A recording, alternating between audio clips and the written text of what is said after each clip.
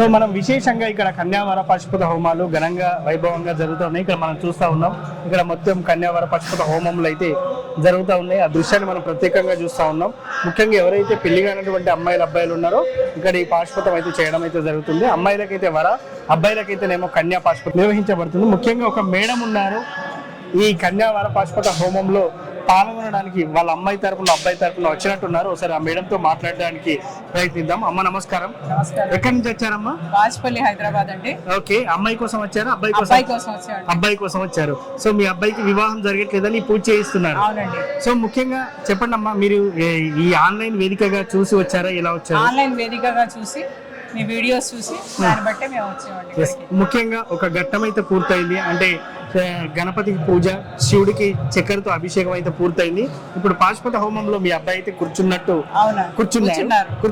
ముఖ్యంగా చెప్పండి అమ్మా, ఈ పూజ మీకు ఎలా అనిపించింది? మీ అబ్బాయితో బాగా చేశారండి, చాలా బాగా అద్భుతంగా చేశారు.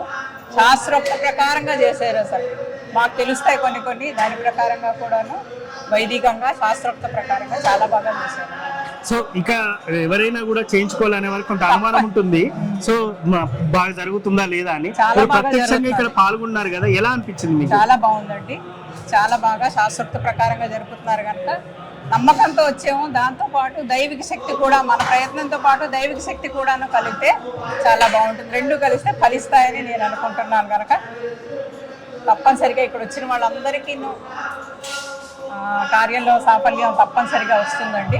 ఇక్కడ ఇంకొక చిన్న విషయం అమ్మా, చాలా మంది ఇక్కడ మాట్లాడడానికి కొంచెం వెనక ముందు అవుతున్నారు. అంటే అయ్యో మేము చేయిస్తున్నాం, మేము బహిరంగంగా అందరికి తెలుస్తామని కొంత ఇబ్బంది పడుతున్నట్టు వాళ్ళు ఉన్నారు. అందుకే వాళ్ళు మాట్లాడట్లేదు కూడా కొన్ని నెలల నుంచి. సో మీరు బహిరంగంగా వచ్చి మాట్లాడుతున్నారు. తప్పే ఉందండి. ఎలా అయితే మనం చూసుకుంటాం మ్యాట్రిమోనియల్లో కానీ వెళ్ళి చూస్తామో ఆ పద్ధతిగానే ఇందులో కూడా చేయించుకుంటే ఇంకా బాగుంటుందని అనుకుంటున్నాం. మంచి కన్య మాకు రావాలని. అబ్బాయి ఏం చేస్తాడమ్మా? అబ్బాయి సాఫ్ట్వేర్ ఇంజనీర్ అండి, కాగ్నిజెంట్.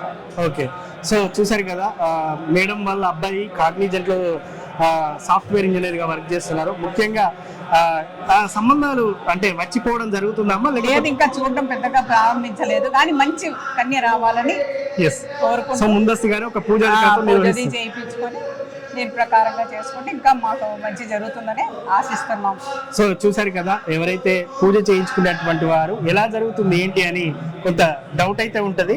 సో ఇక్కడ ప్రత్యక్షంగా పాల్గొన్నటువంటి మేడం అయితే అడిగి తెలుసుకున్నాం పూజాధిక్రత గురించి. సో ఆవిడ మాటల్లో మనం తెలుసుకున్నాం కదా.